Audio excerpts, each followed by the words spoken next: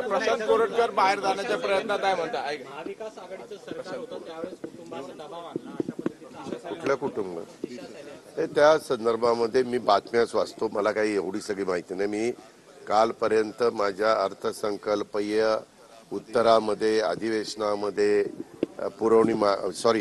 Demands पूर्ण करण्यामध्ये विनियोजन बिल करण्यामध्ये ह्याच्यात मी बिझी होतो.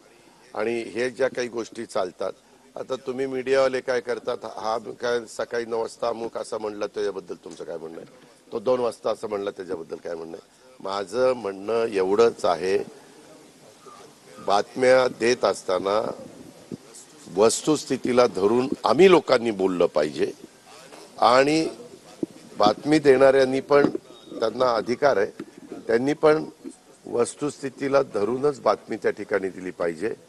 कुणाच्या तरी आज पण बोललेत 9 वाजता कशाची चौकशी? अरे बाबा, एक मिनिट, न्यायालयामध्ये गेले ना ते प्रकरण, त्यांच्या आई वडिलांनी न्यायालयामध्ये गेलेले.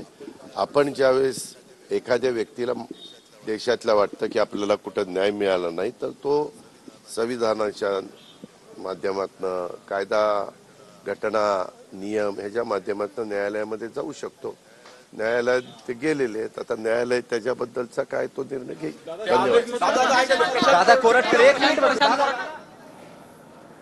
आपण पाहिलं, नको ते प्रश्न बाहेर काढून समाजात तेढ निर्माण करू नका असं अजित पवार म्हणाले.